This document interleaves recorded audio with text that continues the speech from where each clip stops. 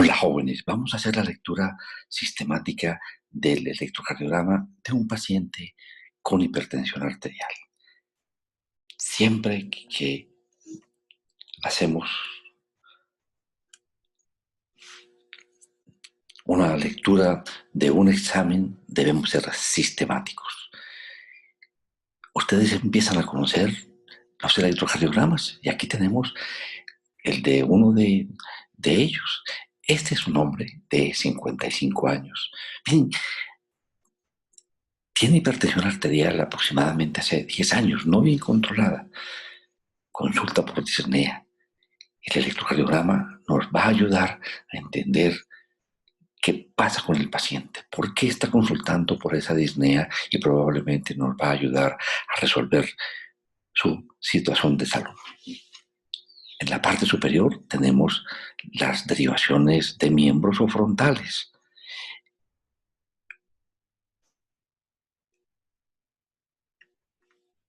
Aquí tenemos las derivaciones de 1, de 2, de 3, ABR, ABL y ABF.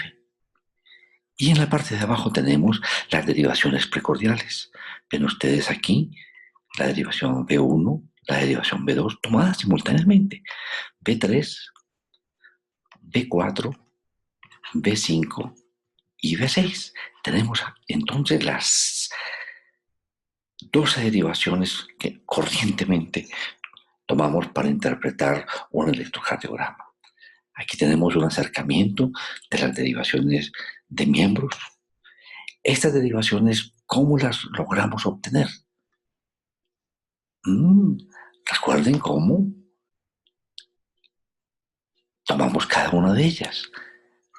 D1 es la comparación de diferencia de voltajes entre el brazo izquierdo y el brazo derecho. D2, la comparación de el brazo derecho con la pierna izquierda. D3, el brazo izquierdo con la pierna izquierda. Miren dónde están colocados los electrodos positivos. D1 en el brazo izquierdo, D2 y D3 en el brazo izquierdo. Y las derivaciones unipolares incrementadas, donde comparamos el electrodo positivo colocado en el brazo derecho, el electrodo positivo colocado desde el brazo izquierdo y el electrodo positivo colocado desde la pierna izquierda. Fíjense cómo nos da esta derivación de los miembros inferiores. ¿Sí? Si comparamos desde ya un electrocardiograma completamente normal, tenemos la oportunidad de ver poco a poco las diferencias que hay entre la morfología normal y la que tenemos con nuestro electrocardiograma. Observen ustedes que hay algunos detalles que luego vamos a precisar muy cuidadosamente en cada una de estas derivaciones. Aquí empezamos a ver las diferencias que hay entre un electrocardiograma normal y el que presenta nuestro paciente de hipertensión arterial que actualmente consulta por disnea. Y aquí tenemos las derivaciones precordiales. ¿Cómo las ubicamos? Es fundamental el tener una orientación anatómica para colocar los electrodos de las derivaciones precordiales. Debes encontrar el ángulo de Lewis, el ángulo external, y si colocas tú dos dedos, uno superior y otro inferior, el que viene debajo del ángulo de Lewis o ángulo external es el segundo espacio intercostal. Entonces así tendríamos el tercer espacio y el cuarto espacio. Este es precisamente el punto donde vamos a ubicar el electrodo B1 al frente, va a ser el electrodo B2. B4 lo vamos a colocar en el quinto espacio intercostal, línea medioclavicular. Miren, línea medioclavicular. B3 está entre B2 y B4. B5 siguiendo de una forma recta, va a estar en la línea axilar anterior y V6 en la línea axilar media. Veámoslo más claramente. Estos son todas derivaciones unipolares precordiales. Estamos colocando el electrodo explorador, como lo estábamos anotando allí, el positivo contra el cero que vamos a obtener al sumar todas las fuerzas obtenidas de miembros. De manera que la ubicación es fundamental. B1, B2, B3, B4, B5 y B6, como lo acabamos de anotar. ¿Listos? Y es interesante ubicarnos en el tórax del paciente. Observen la ubicación de cada una de estas derivaciones y cómo vamos logrando la imagen normal a la que nos estamos acostumbrando para su reconocimiento. B1 encontramos una pequeñita onda R con una onda S un poco más profunda. Va creciendo la R en B2, todavía hay una onda S profunda. En B3 se hace una transición donde la fase positiva es similar a la fase negativa. B4 ya empieza a ser mayor la onda R. En B5 claramente hay una onda R, una mínima onda S. B6, una onda R, no hay onda S. Y algo interesante que debemos reconocer, normalmente en B5 o B6 vamos a ver una pequeñita onda Q.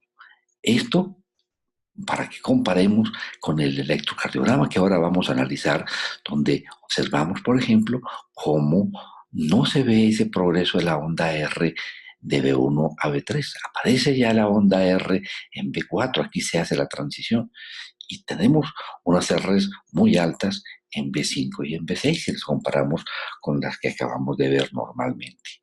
Muy bien, entonces vamos a empezar la lectura de nuestro electrocardiograma. Pero es fundamental que seamos sistemáticos. Y esta es una propuesta. Esta es la propuesta que hacemos para hacer la lectura siguiendo un orden.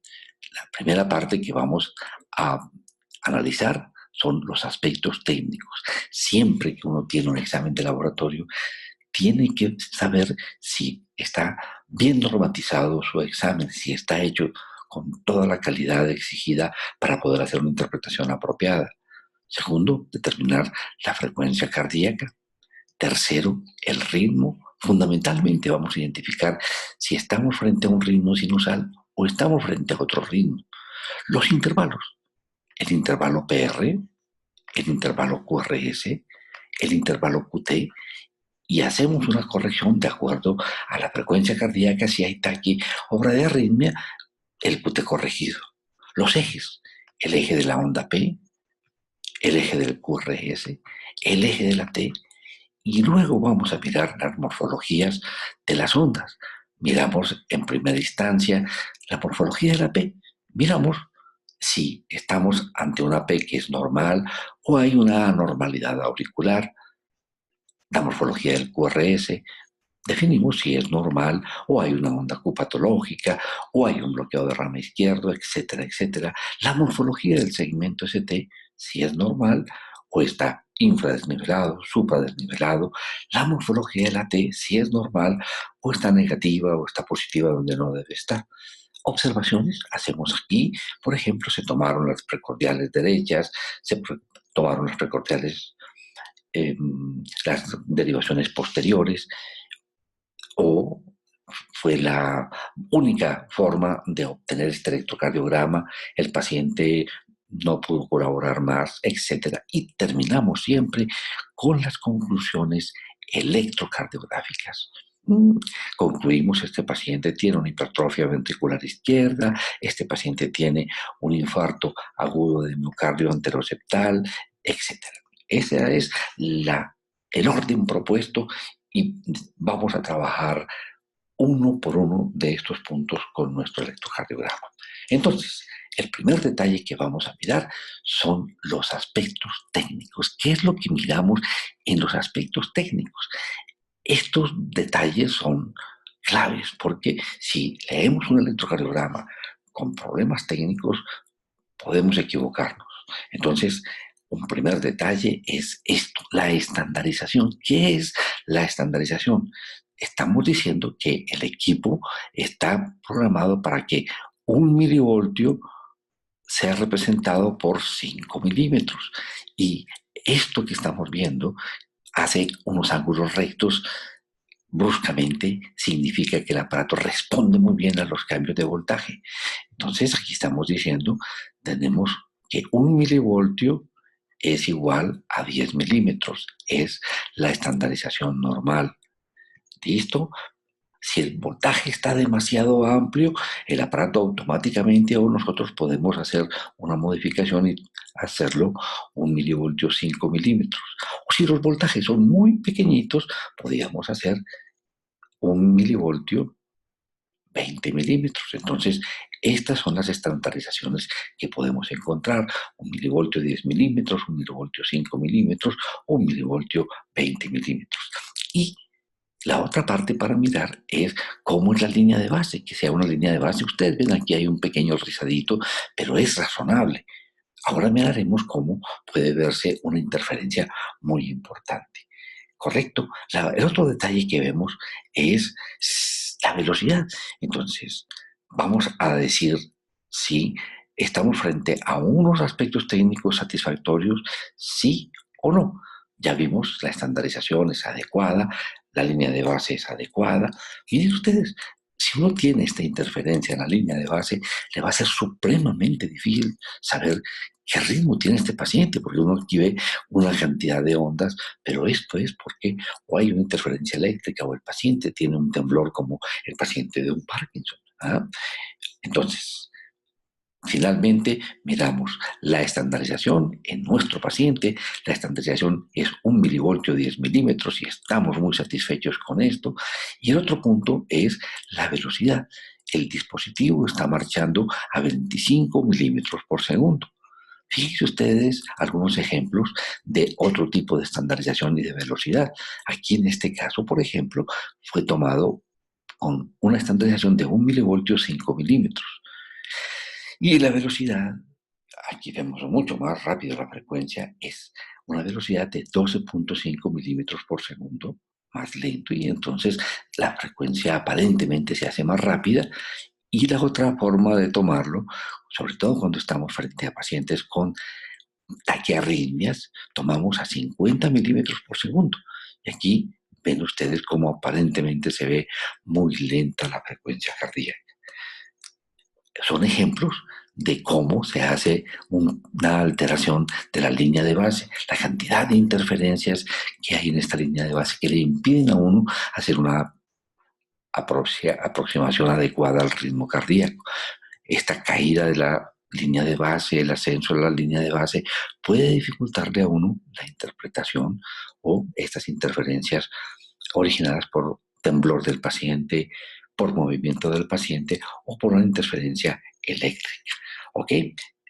Un detalle de la parte técnica que es bien, bien importante es siempre mirar cómo es la onda P en D1. Eso es, acostúmbrense siempre de rutina a mirar cómo es la onda P en D1. Si uno encuentra que la onda P en D1 es negativa, tiene que sospechar un problema técnico que es que los cables estén trocados. ¿Qué es esto de tener los cables trocados?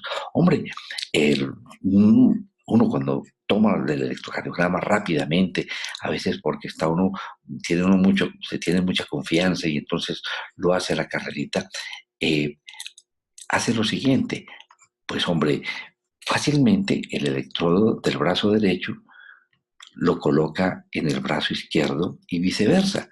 O puede también intercambiar los electrodos de brazo y pierna. Entonces, lo que normalmente era la comparación del brazo derecho con el brazo izquierdo, pero era la diferencia de voltajes y teníamos una morfología siempre positiva de P, siempre QRS con una R bien clara y una T positiva.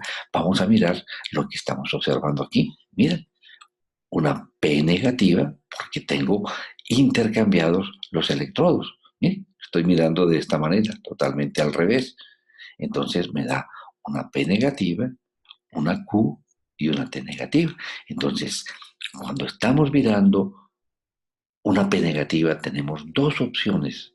P negativa en D1, cables trocados o la posibilidad de que yo tenga el corazón al lado derecho, una destrocardia. Entonces, son las dos circunstancias que me dan esta morfología P negativa en D1 y por eso hay que estar muy atento al momento de tomar el electrocardiograma para que no se le pase a esto a uno.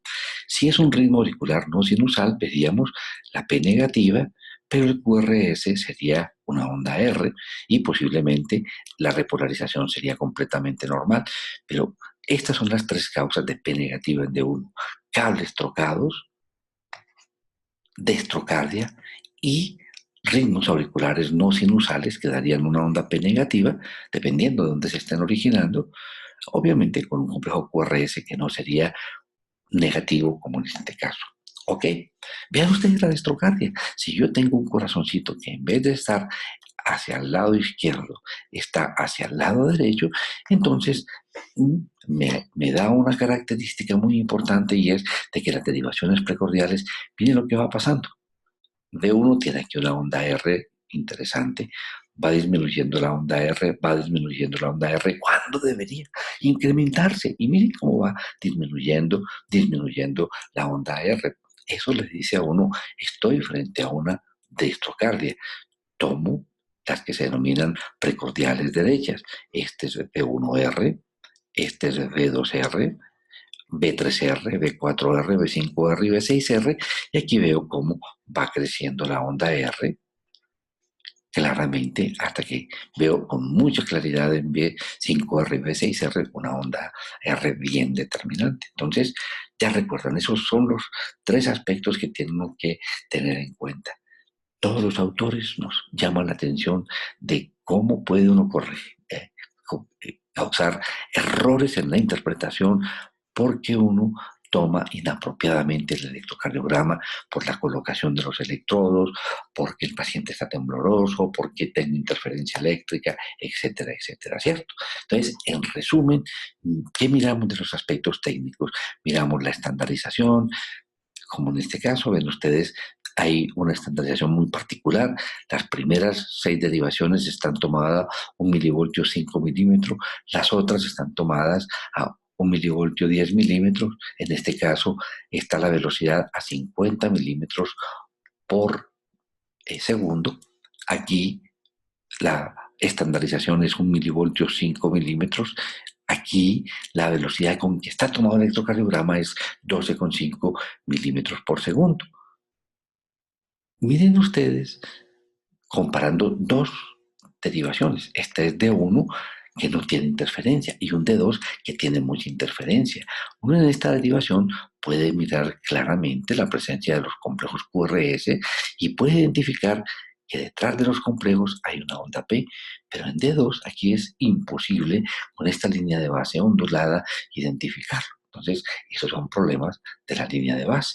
Ya vimos ejemplos muy chéveres de interferencia y un detalle que van a aprender a mirar cuidadosamente es el tipo de filtros que se están utilizando. Y por eso, al momento de tomar el electrocardiograma, ustedes pueden mirar la observación que hay sobre cuántos hercios tiene el filtro y de eso puede darse algunos cambios en la morfología como los ven aquí, como puede haber una modificación sustancial en el segmento ST dependiendo del filtro que se esté utilizando. Aquí es otro detalle de los aspectos técnicos. Entonces, eh, tenemos aquí la posibilidad de decir que nuestro electrocardiograma tiene aspectos técnicos satisfactorios. ¿Ok?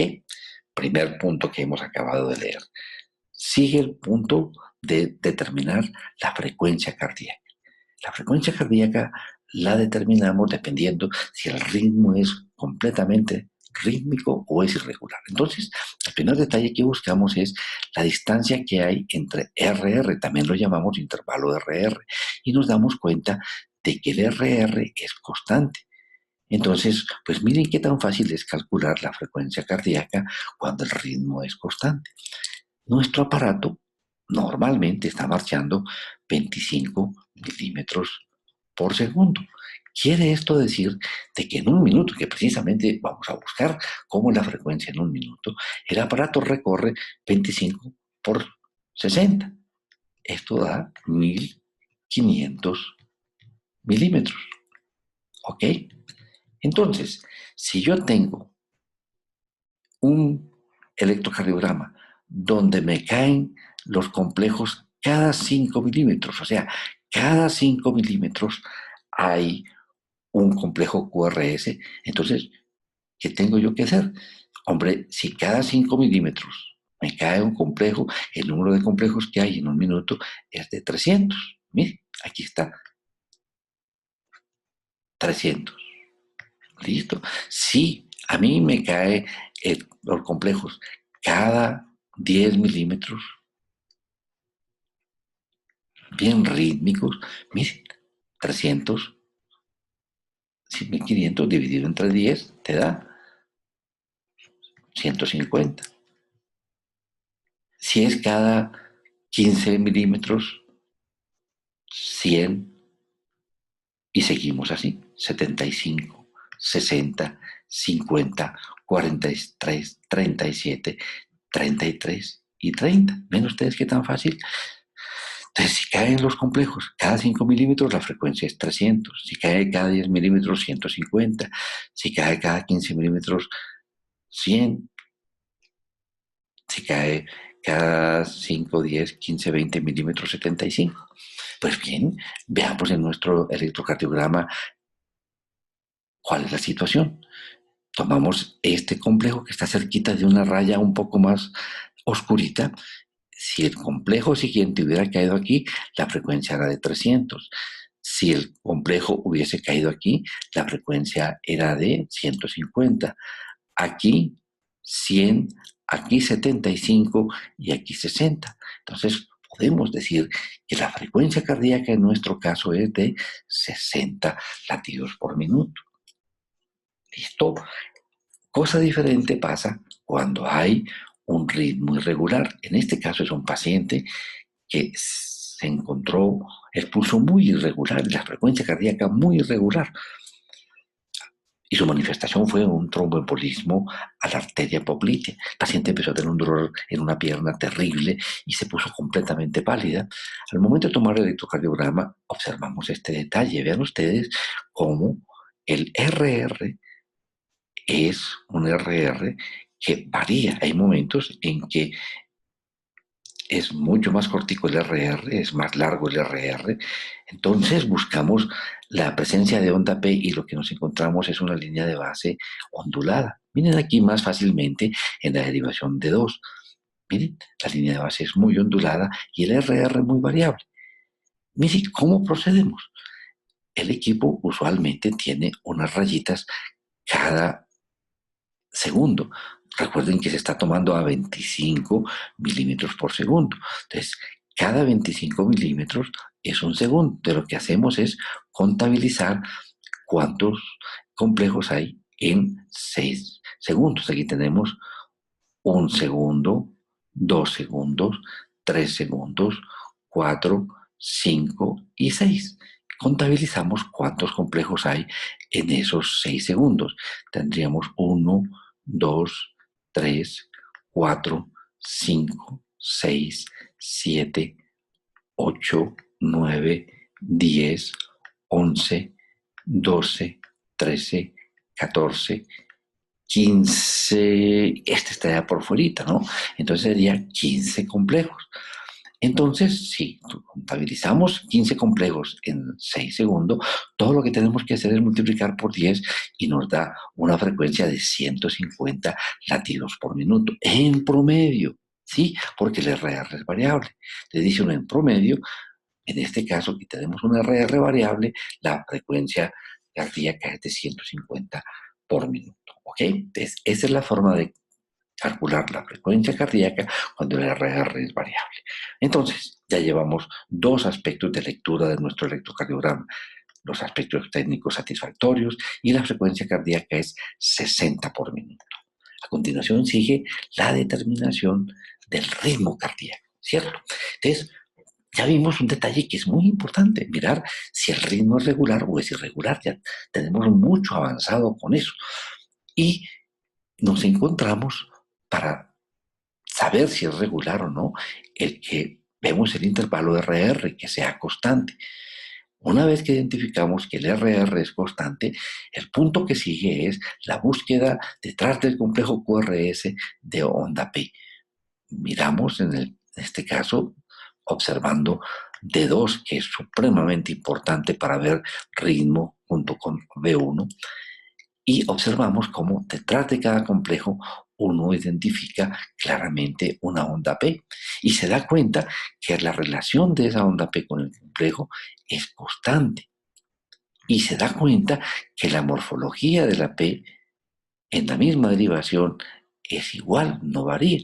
Entonces, con todos esos detalles podemos concluir que estoy frente a un ritmo sinusal. Un ritmo sinusal, miren, se está originando en el nodo sinusal y la forma como se despolarizan las aurículas, primero la derecha, luego la izquierda, hace que aparezca como suma de todas esas fuerzas eléctricas un vector que viene de la parte superior hacia la inferior, de derecha a izquierda, que ven ustedes tiene la misma dirección que tiene D2, que está comparando brazo derecho con pierna izquierda. Entonces, vamos a tener siempre que hay un ritmo sinusal, una onda que va a ser positiva en D2 porque tiene el mismo sentido de D2, que es positivo, hacia la pierna izquierda. De manera que, para que nos pongamos de acuerdo, decimos que el paciente tiene un ritmo sinusal si cumple todos estos criterios. Si hay siempre una P seguida por QRS, P seguida por QRS, P seguida por QRS, P seguida por QRS y lo recíproco. Este QRS siempre está precedido por una onda P, siempre está precedido por una onda P positiva en D2, ya lo dijimos. Si yo tengo un ritmo que se me origina en el nodo sinusal, va despolarizando las aurículas siguiendo este sentido, juntando todas las fuerzas de los miocardiocitos, encontramos que originan un vector que tiene esta dirección, de arriba a abajo, de derecha a izquierda.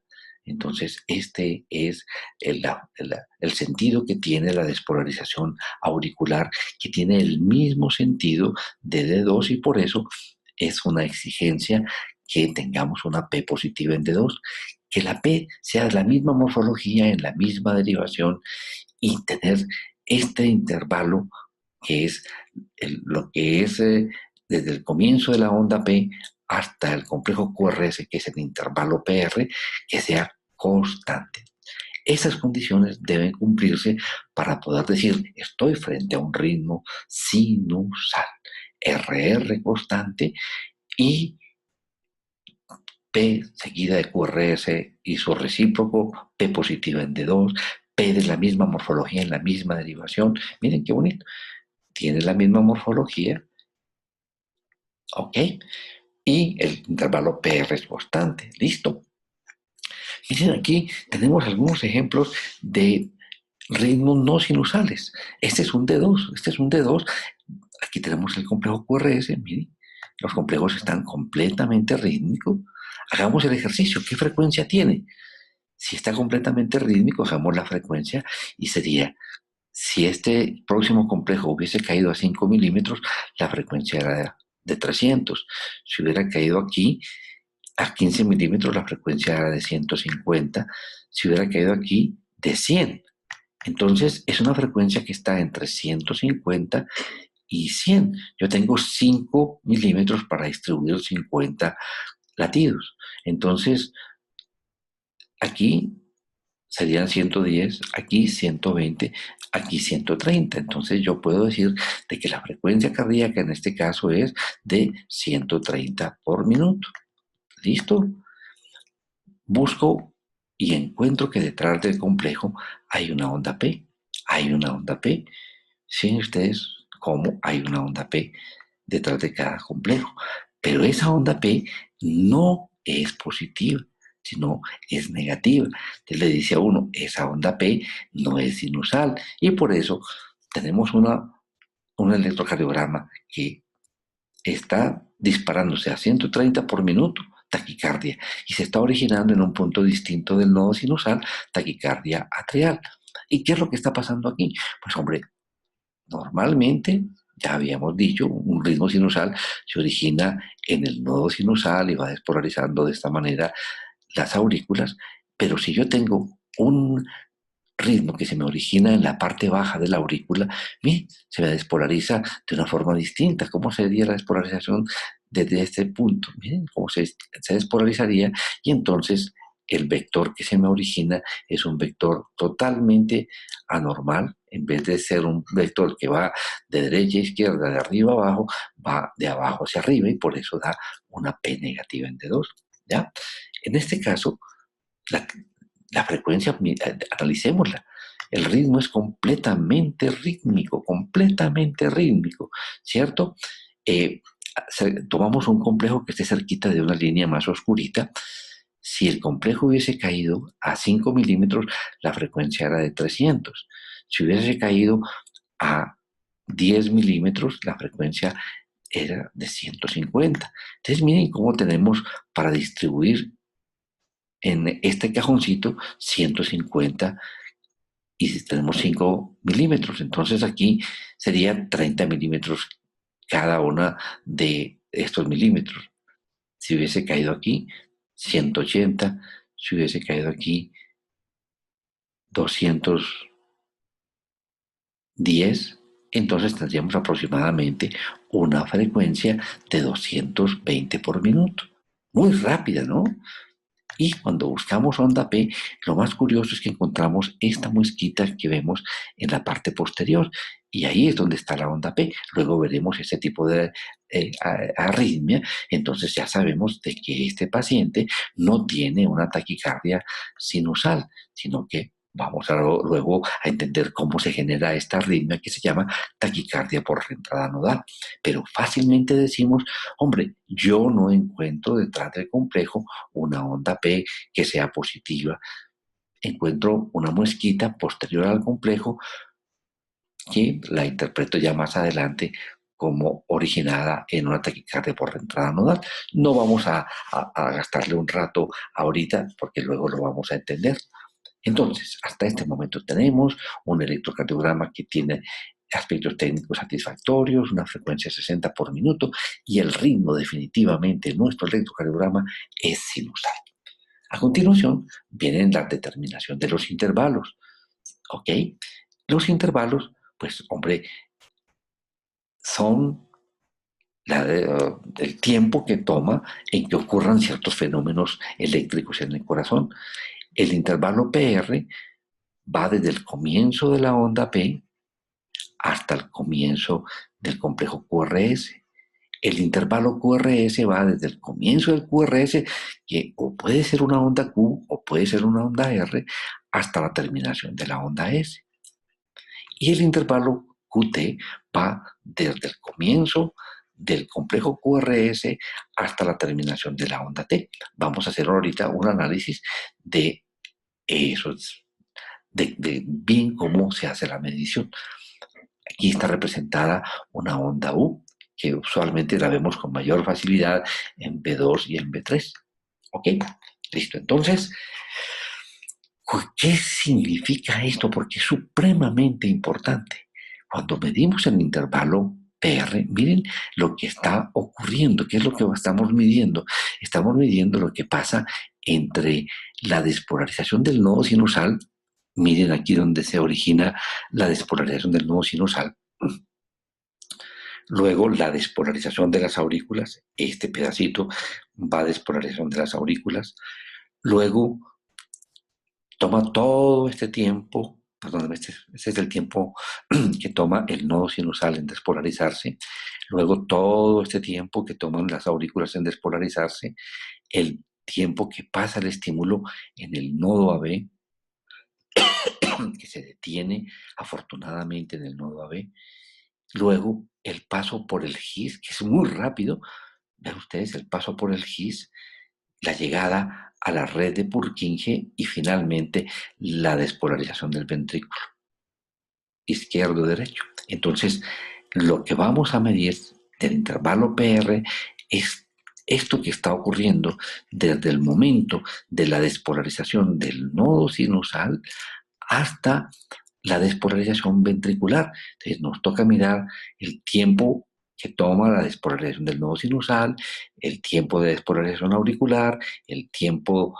del GIS y el tiempo del Purkinje. Entonces, este es el tiempo que nos da de información el intervalo PR. Esto de la forma como se hace la despolarización del miocardiocito y la forma como se hace la despolarización y la repolarización en las células automáticas deben saberlo con mucho detenimiento para poder entender mejor lo que está ocurriendo. Entonces, vamos a medir en este paciente el intervalo PR. ¿Cómo hacemos para medirlo? Entonces, tomamos desde el comienzo de la onda P hasta el comienzo del complejo QRS. Entonces, medimos cuántos cajoncitos hay. Ustedes ven que hay 7 cajoncitos. Cada cajoncito, si yo estoy trabajando a 25 milímetros por segundo, entonces se demora un cajoncito en pasar 40 milisegundos. Si yo tengo 7 cajoncitos y estoy marchando a 40 a 25 milímetros por segundo, o sea, por 40 milisegundos, esa PR me mide 280 milisegundos. ¿Qué me significa eso? Que toma 280 milisegundos desde la despolarización del nodo sinusal, este primer pedacito es despolarización del nodo sinusal, luego toda la despolarización auricular, luego el paso por el nodo AB y luego el paso por Purkinje, por eh, el haz de His y Purkinje. Entonces, este paso de la electricidad, del impulso eléctrico por todo este sistema de conducción, me dice toma 280 milisegundos. Normalmente, este intervalo PR, este tiempo entre la despolarización del nodo sinusal y la despolarización ventricular, no debe ser menor de 120 milisegundos ni mayor de 200 milisegundos, ¿vale? Entonces, si está más corto de 120 milisegundos, hablamos de que hay un tiempo más corto de lo normal y buscamos una explicación. Y si da más de 200 milisegundos, hablamos de que es un tiempo mayor de despolarización y, por supuesto, vamos a buscar una causa de esto. ¿Listo? Entonces, en nuestro caso, observen que ya encontramos una normalidad. Tenemos 280 milisegundos. ¿Hay algún problema en la conducción auriculoventricular? Algún detenimiento en algún punto está detenido, se hace más lento, entonces muy probablemente hay alguna alteración en la conducción, especialmente a nivel del nodo AB. Ya tenemos entonces una alteración. Listo, pasamos enseguida a medir el intervalo QRS. Recuerden que lo hacemos desde el comienzo del complejo hasta la terminación del complejo. Y en nuestro caso, miramos una derivación que está haciendo una transición, donde la R es igual a la onda S. Eso lo estamos viendo en B3. B3 es en este caso B4, perdóneme, sí, B4.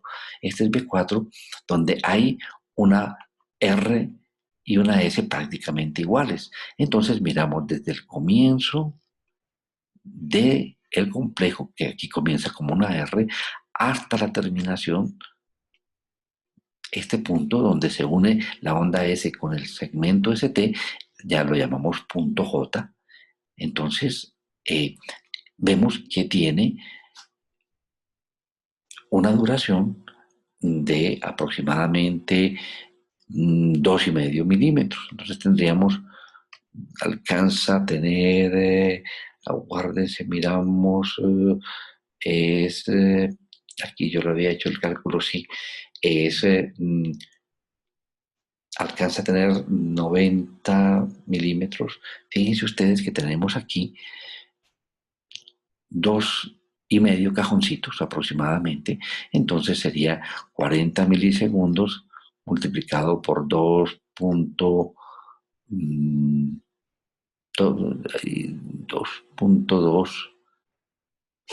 nos daría entonces 88 milisegundos. ¿Sí?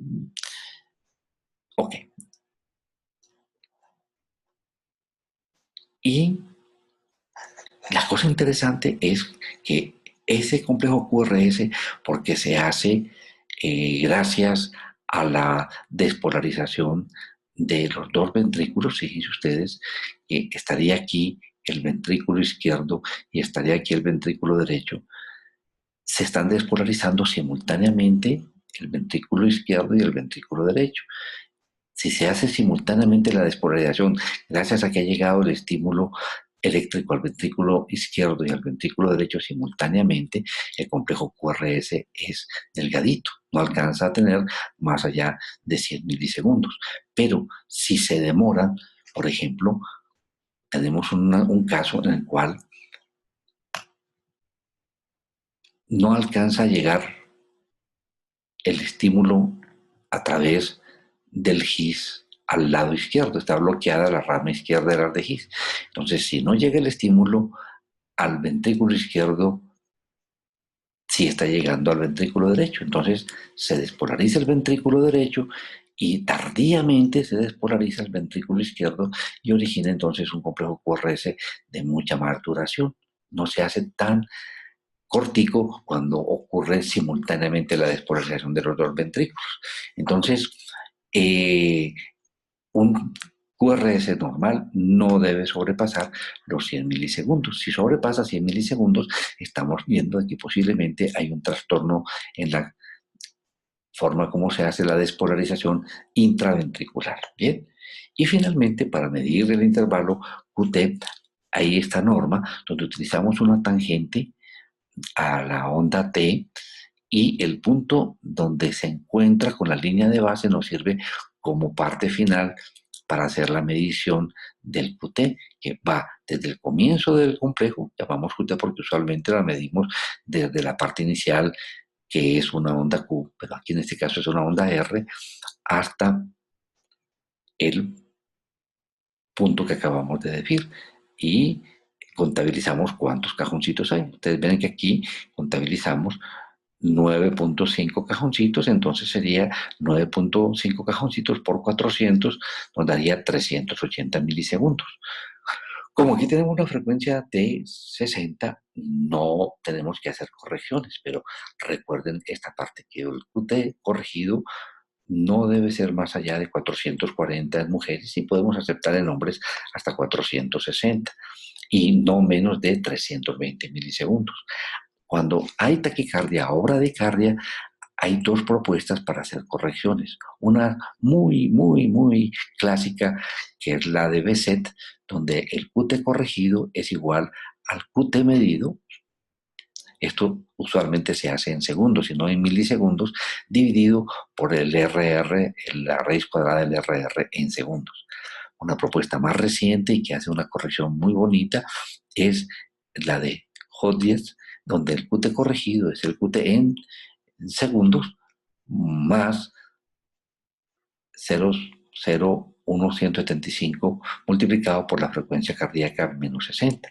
Entonces, cuando estamos frente a pacientes con taquicardia o con bradicardia, debemos hacer esta corrección. Cuando tengamos una situación de estas, haremos la corrección para que ustedes sepan cómo se hace este QT corregido. Veamos algunos ejemplos de anormalidades en los intervalos. Miren este trazado donde vemos que el RR es completamente constante, buscamos la presencia de una onda P y sí, sí hay una onda P, miren, sí, sí hay una onda P, es un ritmo sinusal, sí, sí hay una onda P, pero el intervalo PR, miren lo largo que está. Desde el comienzo de la P hasta el complejo QRS está supremamente largo. Este es un retraso en la conducción auriculoventricular mucho más acentuado del que acabamos de ver en nuestro paciente. Y vean ustedes, por el contrario, cómo aquí es un PR muy cortico, apenas mide 90 milisegundos, mucho menos de 120 milisegundos, y el comienzo del complejo es lento.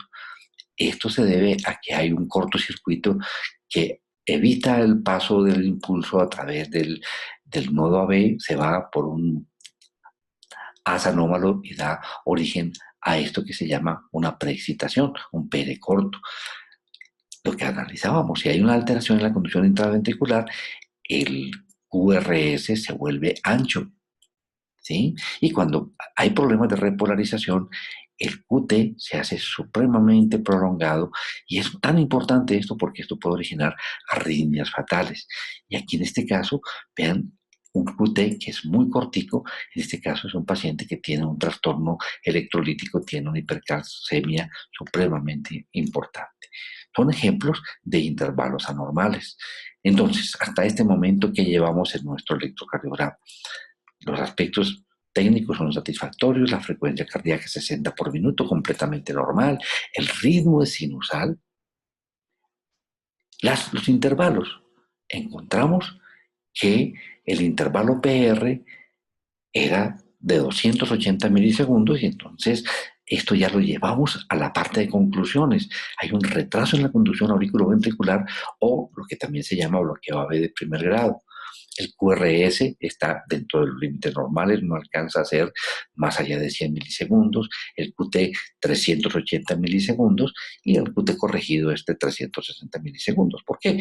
Porque fíjense ustedes, si ponemos el QT es igual a 380, el QT corregido es igual a 380, o si lo ponemos en segundos, 0.38 de segundo,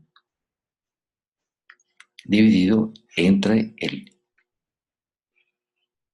la raíz cuadrada del RR. Entonces, el RR de este paciente, para la frecuencia que tenía, debía estar en, miremoslo, que lo tenemos,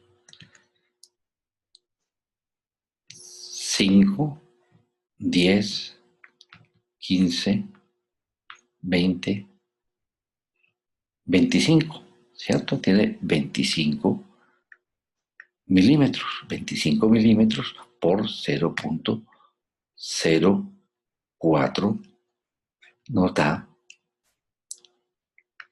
1. Entonces, el QT corregido nos daría 380 dividido entre la raíz cuadrada de 1, que es igual a 380 milisegundos. ¿Ok? Luego, cuando estemos ante taquicardias y bradicardias, vamos a hacer el ejercicio de cómo calcular el QT corregido. Y lo mismo siguiendo la fórmula de Hodges. Bueno, ahora viene uno de los puntos que en general le da más dificultad a los médicos determinar, que son los ejes de las ondas. Vamos a calcular el eje de las ondas en el plano frontal, o sea, que tenemos que tomar las derivaciones frontales o de miembros de 1, de 2, de 3, ABR, ABL y ABF. Entonces, ¿qué es lo que vamos a hacer? Recuerden cómo de 1 es la comparación del brazo derecho con el brazo izquierdo y es positivo hacia el lado izquierdo. De 2 compara el brazo izquierdo con la pierna izquierda, es positivo hacia el brazo, hacia la pierna izquierda. De 3 compara el brazo izquierdo con la pierna izquierda, es positivo hacia la pierna izquierda. Y cuando hablamos de las unipolares de miembros, entonces estamos mirando que todo está siendo visto desde ABR, todo está siendo visto desde el brazo izquierdo en ABL y todo está siendo visto desde la pierna izquierda en ABF. Entonces, aquí tenemos la manera como normalmente se despolariza el corazoncito. Si el ritmo es sinusal y se origina en el nodo sinusal, la despolarización de la aurícula toda se junta en un vector que tiene este sentido, de arriba abajo, derecha a izquierda. Luego, al paso del GIS y despolarizarse simultáneamente el ventrículo izquierdo y el derecho, nos origina entonces este vector que predomina, ven ustedes, hacia el lado izquierdo. Y la forma como se hace la repolarización es un vector que en principio debería tener el mismo sentido de el URS. Entonces vamos a analizar, y ustedes ya lo vieron en la clase, cómo se hace siguiendo el mismo sentido de la despolarización. Entonces, esta es la manera como normalmente ocurren los vectores normalmente. También uno puede sacar el eje en el horizontal analizando cómo se hacen los cambios en estas derivaciones. Saquemos pues el eje del QRS en el plano frontal. Entonces, la manera de trabajar es poder llevar las fuerzas eléctricas a un plano cartesiano, porque pues estamos frente a vectores y así podremos saber la magnitud y la orientación. El plano cartesiano normalmente, el eje de las Y, pues hombre, es positivo hacia la parte superior. En el caso nuestro, ya sabemos que ABF es la comparación de lo que de la pierna izquierda comparándola contra los electrodos que están en ambos brazos. Entonces se compara y el equipo hace un incremento. Es positivo hacia la parte inferior porque el electrodo positivo está en la pierna izquierda y el electrodo positivo en la derivación de 1 está en el brazo izquierdo. Entonces, sigue el mismo sentido del eje de las X en el plano cartesiano. Entonces, lo que encontramos en D1 se puede transportar muy fácilmente al eje de las X y lo que encontramos en ABF se puede transportar muy fácilmente al eje de las Y. Hagámoslo. Entonces, ¿cómo procedemos? Miren, entonces vamos a tomar la derivación D1. Miramos que en D1 el complejo QRS es completamente positivo. Tiene 5, 2, 3, 10 milímetros. Entonces, esos 10 milímetros que son positivos, positivos hacia la izquierda, los llevamos al plano cartesiano. 5 milímetros, 10 milímetros. Aquí está transportado esta fuerza eléctrica positiva de D1 al plano cartesiano en el eje de las X. Y enseguida llevamos ABF. ¿Cómo vemos ABF? Pues hombre, ABF tiene una parte mínima positiva, pero todo lo demás es negativo. Entonces tiene 5, 13 milímetros que son negativos. ABF es positivo hacia la parte inferior. Entonces, si tenemos 13 milímetros negativos, va hacia la parte superior, los cuadrantes superiores. 5, 10, 13 milímetros. Entonces, ahora sacamos la resultante. Aquí habíamos traído las fuerzas eléctricas de D1 al eje de las X. Trajimos las fuerzas de ABF a el eje de las Y. Entonces sacamos esa resultante. Entonces, fíjense ustedes cómo la resultante nos da un vector que está aproximadamente a menos 60 grados. Recuerden cómo tenemos los grados aquí establecidos. 0 grados, aquí abajo es más 90, aquí arriba es menos 90 y aquí sería más menos 180 grados. Entonces, este eje está en menos 60 grados. Normalmente, ¿dónde debe estar el QRS? El QRS debe estar en los cuadrantes inferiores. Recuerden ustedes cómo se hace la despolarización del ventrículo. Normalmente, si yo tengo un nodo sinusal funcionando, se despolariza la aurícula, me origina este vector de la aurícula. Si está funcionando supremamente bien el sistema de conducción del His y el Purkinje, se despolariza el ventrículo izquierdo. ¿Ven ustedes? En este cuadrante.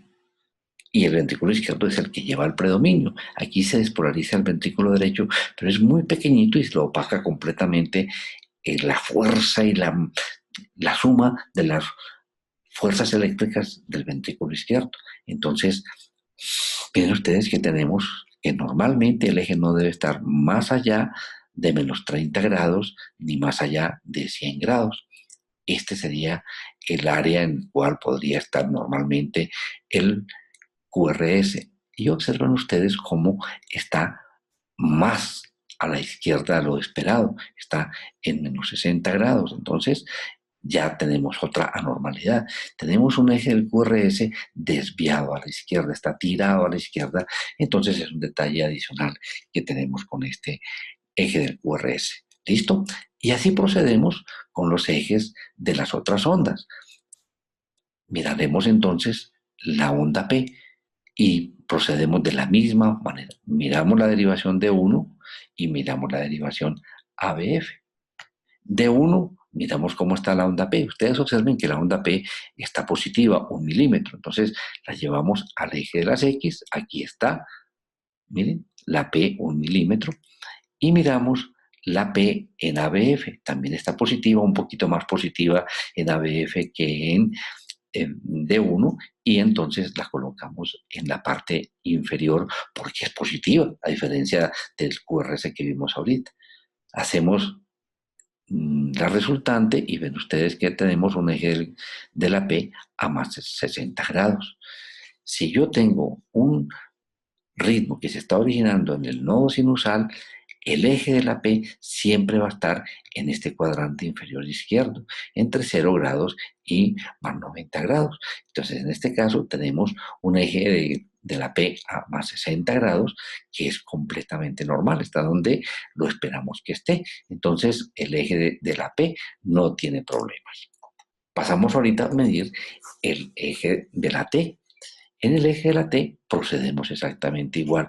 Mire, buscamos D1 y miramos cómo está la T y la T la encontramos negativa y medimos qué tan profunda es esa onda T.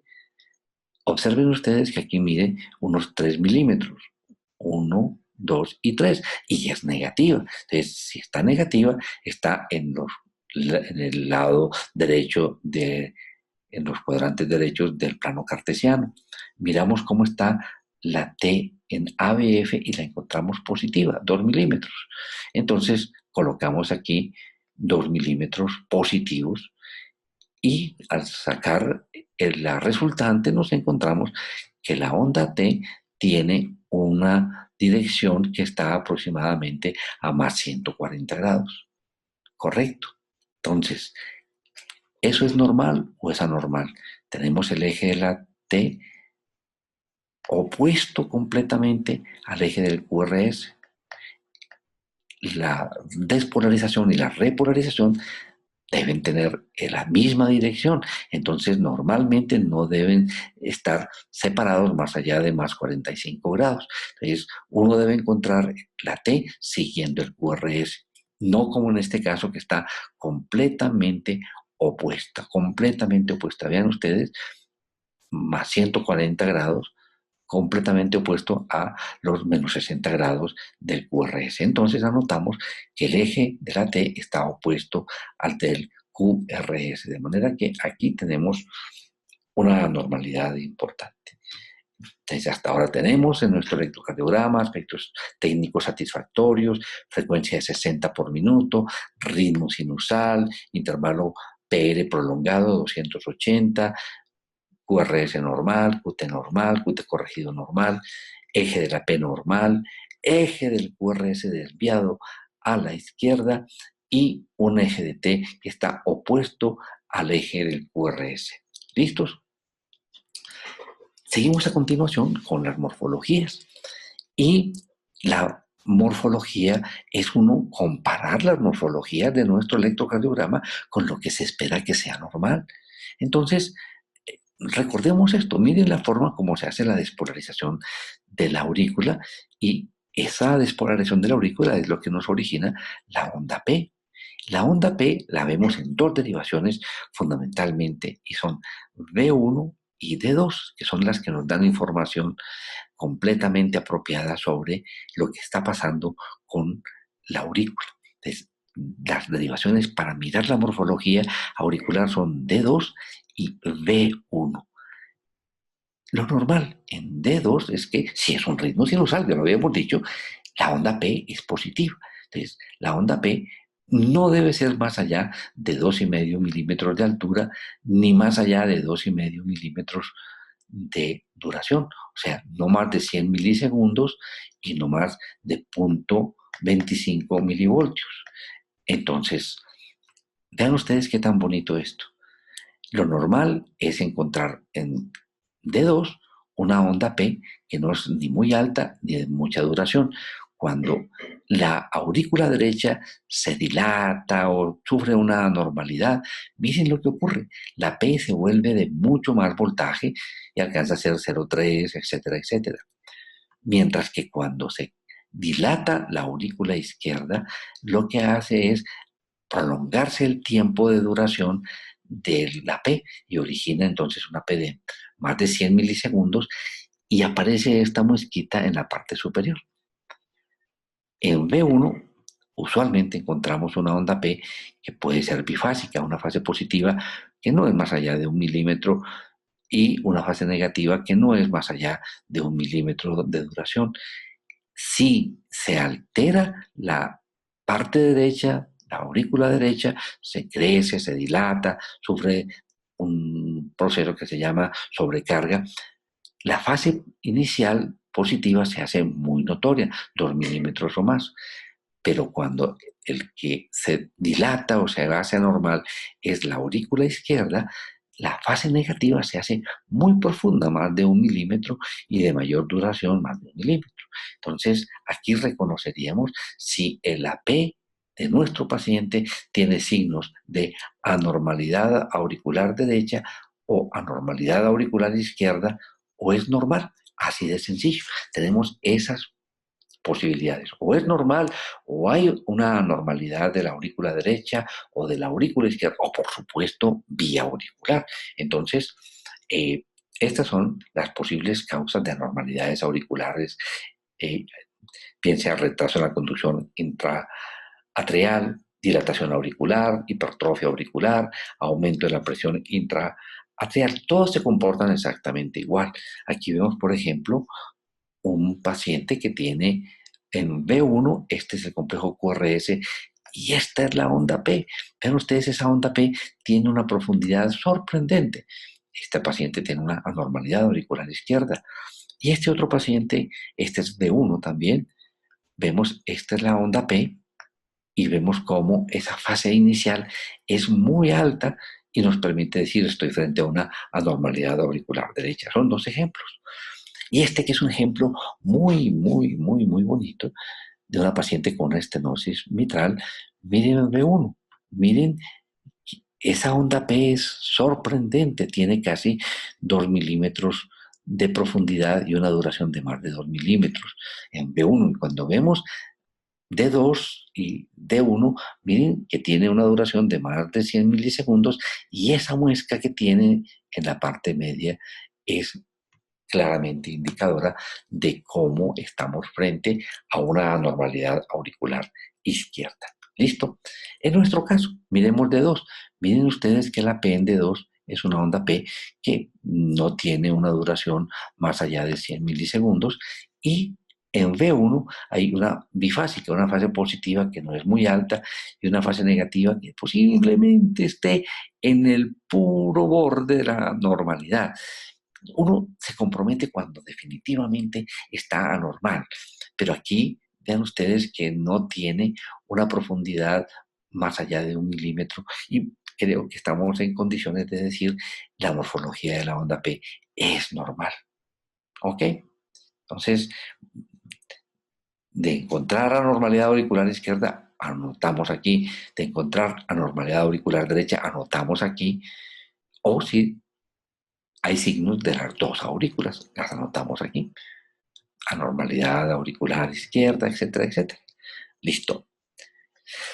A continuación, miramos la morfología del QRS. ¿Qué es lo que confrontamos nosotros para mirar si es normal o es anormal? Entonces, tenemos que mirar los voltajes. Si encontramos voltajes demasiado amplios o voltajes muy pequeñitos, los informamos. Hombre, hay un voltaje mayor de lo normal o hay bajo voltaje. La presencia de ondas Q patológicas. Si hay alteraciones de la conducción intraventricular, es porque el complejo QRS está ancho, entonces tiene morfología de bloqueo de rama derecha o morfología de bloqueo de rama izquierda. Todo esto lo vamos a trabajar más adelantico. Fragmentaciones del QRS, cuando el QRS, en vez de ser limpiecito en su trazo, uno empieza a ver que hay unas melladuras.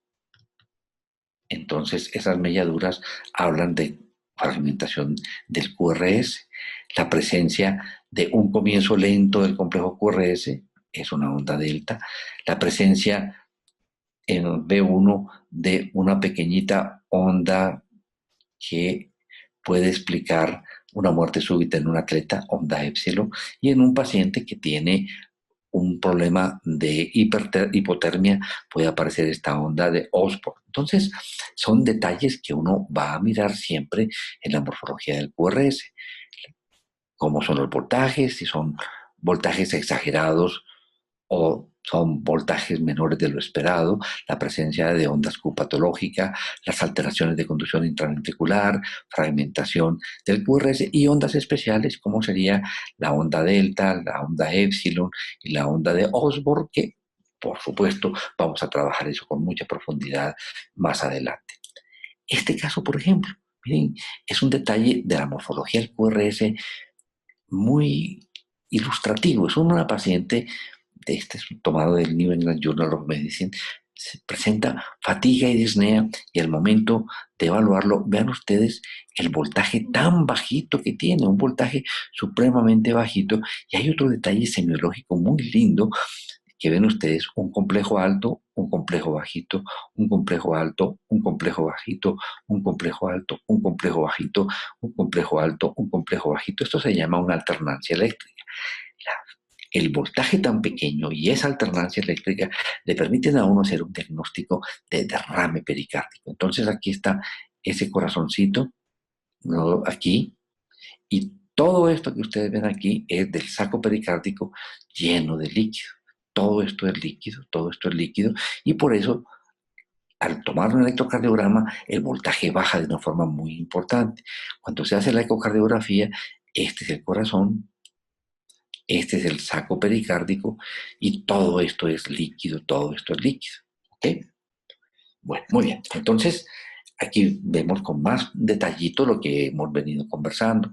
Este paciente tiene unas ondas R altísimas en B6, miden 5, 10, 15, 20, 25, 30, como 35 milímetros miden esta onda R acompañado de cambios del segmento ST. Es un paciente con una hipertrofia ventricular izquierda que hace que el voltaje sea muy alto. Aquí, tal como lo acabamos de ver en nuestro ejemplo de ahora, ese QRS es muy bajito, tiene menos de 5 milímetros de altura y hablamos de bajo voltaje. Aquí vemos el PR corto y el comienzo lento del complejo QRS que corresponde a onda delta. Se llama esto una preexcitación y se debe a un haz anómalo. Esta ondita que vemos en el segmento ST como parte terminal del complejo QR se llama una onda epsilon, y esta una onda Osborn, que es por hipotermia. Cuando hablamos de ondas Q patológicas, normalmente la presencia de ondas Q, recuerden ustedes que una onda Q es la primera negatividad que encuentra uno en el complejo QRS. Si yo tengo esta morfología, hablo de que hay una QR. Si yo tengo esta morfología, hablo de QRS. Si tengo esta morfología, de entrada es positivo, de entrada es R. Si tengo esta morfología, esta onda negativa después de una positiva se llama una onda S. Entonces, una onda Q patológica es aquella que está donde no debe estar. Uno en el electrocardiograma encuentra Q en ABR, ¿cierto? Uno encuentra una P negativa, una Q y una T negativa. Ay, ¿por qué? Hombre, por lo siguiente, si yo tengo, ya sabemos, la manera como se hacen las derivaciones. ABR mira todo desde el hombro derecho. El vector de despolarización auricular se aleja. El vector de despolarización ventricular se aleja. El vector de repolarización ventricular se aleja. Entonces, por eso ABR tiene una P negativa, una Q y una T negativa. Eso es lo normal de ABR. Algunas veces D3, que recuerdan ustedes que es la comparación del brazo izquierdo con la pierna izquierda, tiene también presencia de ondas Q. En las demás derivaciones no tiene por qué estar presente una onda Q que tenga estas características, que sea por lo menos una cuarta parte del complejo y que sea ancha, más de 40 milisegundos. Entonces, una Q patológica es, en este caso, ABF, debería ser una onda R, una onda S, y miren lo que estamos encontrando. De entrada hay una onda negativa, que llamamos Q, es ancha, y aquí luego sigue una onda R. Esta onda Q de más de 40 milisegundos y de por lo menos una cuarta parte del complejo es totalmente patológica y casi siempre está originada en la parte de una necrosis antigua. Listo. Aquí ven ustedes cómo el QRS tiene estas melladuras, que es lo que llamamos fragmentación. Listo. En el caso concreto nuestro, ¿qué observamos de morfología en nuestro electrocardiograma? Miramos un detalle que ya habíamos anotado. Esperábamos que aquí en V2 empezara a aparecer una onda R, que en V3 fuese mucho más notoria una onda R, y no la hay. Entonces decimos, hay una falta de progreso de la onda R de V1 a V3. Son varias las cosas que pueden causar esta alteración, pero no estamos observando estas R's que deberían aparecer. Ya aparece la R en B4, en B5, B6, y observamos que hay unas ondas S muy profundas en B1 y unas R's muy altas en B5, B6. Entonces, esa parte la pasamos a nuestro informe. Encontramos unas ondas S muy profundas en D3 y D4. Entonces, esto vamos a trabajarlo en la próxima oportunidad que veamos los índices que indican hipertrofia ventricular izquierda. Entonces, en nuestro paciente, los índices que indican hipertrofia ventricular izquierda están todos presentes. Índice de Sokolov positivo, índice de Cornell positivo, índice de Cornell duración positivo y Romil estes positivos. Y falta progresión de la R de B1 a B3. Todavía para esta oportunidad no vamos a trabajar estos índices, sino que lo dejamos para la siguiente oportunidad de analizar muy bien cómo se hace la apreciación de los voltajes y las duraciones de los complejos QRS y otros cambios que son indicadores de hipertrofia ventricular izquierda. ¿Ok? Luego sigue la morfología del segmento ST y es muy fácil simplemente decir si nuestro segmento ST está isoeléctrico o el segmento ST está supradesnivelado o infradesnivelado. Y hay algunas características de cómo se hace este supradesnivel o el infradesnivel y hacemos observaciones sobre ese punto. La más importante es cuando se presentan síndromes coronarios agudos. Observen cómo este paciente que tiene un dolor de pecho, vemos en D1, esta es la derivación D1, esta depresión del segmento ST en forma descendente. En D2, miren cómo hay una T alta y está llevándose y elevando el segmento ST. Esta es la línea de base y todo esto es un segmento ST elevado que también está presente en D3 y está presente en ABF. En este caso hay una elevación del segmento ST en las derivaciones 2, 3 y ABF que miran la cara inferior y una depresión del segmento ST en D1 y ABL que también es anormal. Entonces, en este caso informaríamos elevación segmento ST supradesnivelado en 2, 3 y ABF, infradesnivelado en D1 y en ABL. En este caso, miren ustedes cómo ese segmento ST está muy elevado, entonces informamos un segmento ST supradesnivelado en las derivaciones B2, B3, B4, B5. Ese segmento ST está muy por encima de la línea de base. Y aquí tenemos oportunidad de un ejemplo de ondas Q patológicas. Miren, uno esperaría encontrar aquí una onda positiva y de entrada es una negativa. Uno esperaría encontrar aquí una fase positiva y de entrada es negativa. Aquí hay una Q profunda. Miren el ejemplo aquí en B4. Uno en B4 debería esperar una onda R y una onda S y lo que hay de entrada es una onda Q. Entonces este paciente tiene ondas Q patológicas, ¿ok? Mire otro paciente con elevación del segmento ST, supradesnivel, y en este caso es debido a que el potasio está supremamente elevado, una causa de elevación del segmento ST. Algunas veces hay estas alteraciones como unas muesquitas en el segmento ST, en la parte final, que pueden ser normales y se llama un síndrome de repolarización temprano, que por supuesto que vamos a discutirlo con mucha profundidad más adelante. Vean cómo en este paciente se presenta esta elevación del segmento ST anormal. Entonces decimos segmento ST supradesnivelado y aquí se dice que tiene una forma como de aleta de tiburón y esto es indicativo de un problema que se llama síndrome de Brugada que puede llevar a la muerte súbita a personas jóvenes.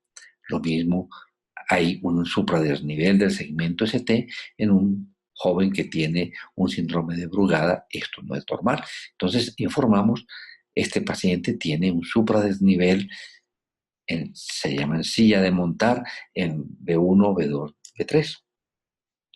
Bueno, y miramos en nuestro paciente que nos encontramos específicamente con el segmento ST y nos encontramos de que el segmento ST en D1 está levemente deprimido. Observen ustedes cómo ese segmento ST está descendente, levemente deprimido en D1 y en ABL. Miren, está levemente deprimido. Mientras que en D2 lo encontramos isoeléctrico. Mientras que en D3 lo encontramos isoeléctrico. En ABR lo encontramos isoeléctrico. Aquí está descendente, levemente descendente en D1 y en ABL. Entonces encontramos ese detalle al evaluar el electrocardiograma.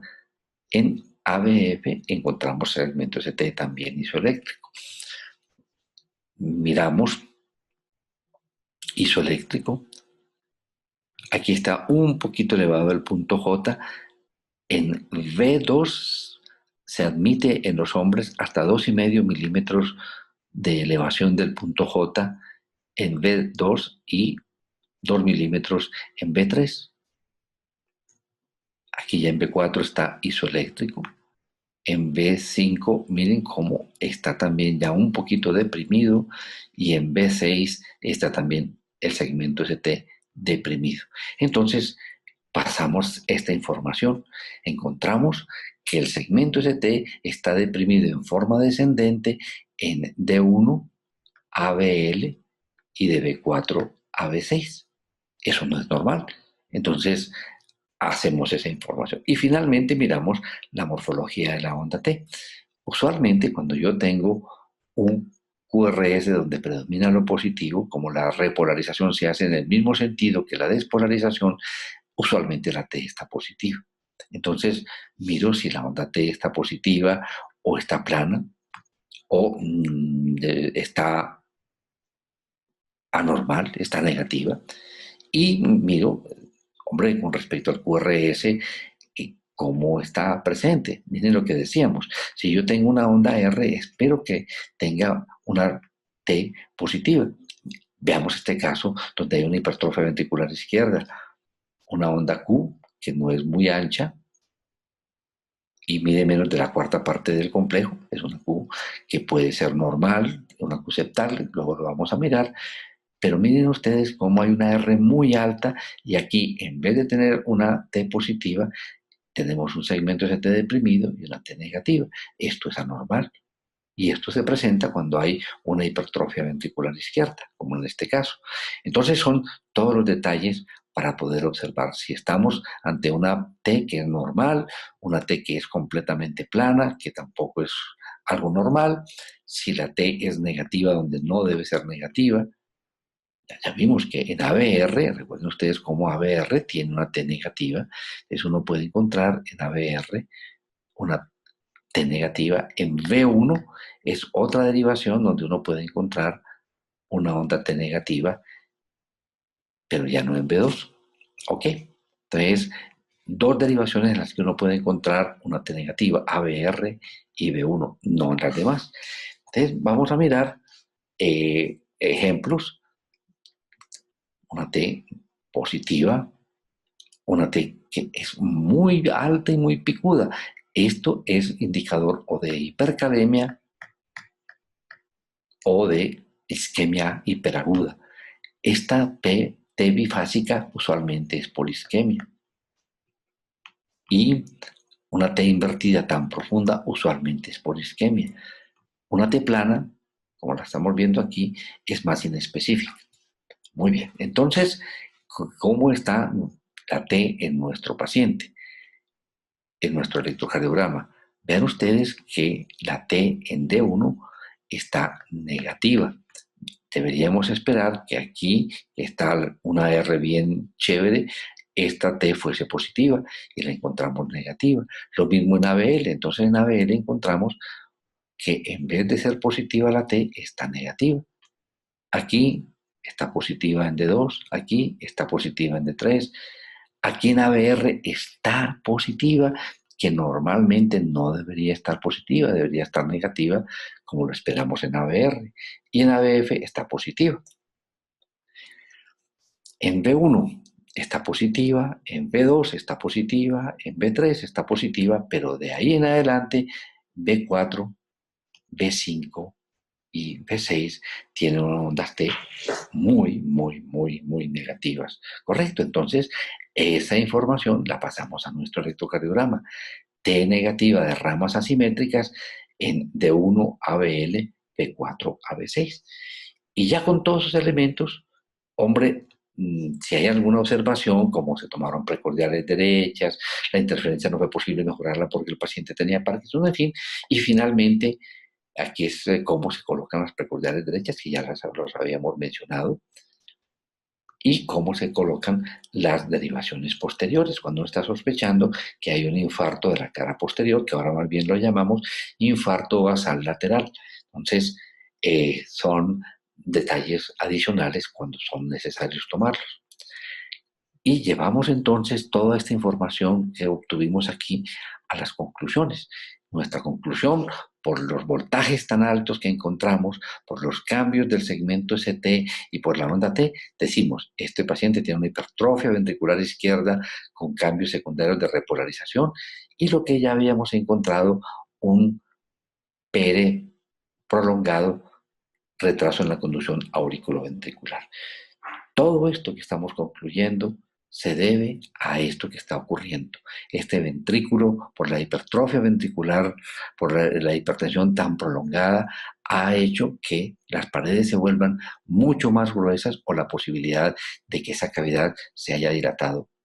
No somos capaces con el electrocardiograma de determinar cuál de estas dos situaciones, pero muy probablemente esto está originando a que el paciente tenga dificultades en la contracción o en la relajación y nos lleve a tener la disnea por la cual está consultando. Entonces ya tenemos una explicación. Con esto terminamos y quiero hacerle un homenaje a mi profesor, el doctor Gilberto Martínez Arango. Jóvenes, ha sido un placer hacer esta discusión con ustedes.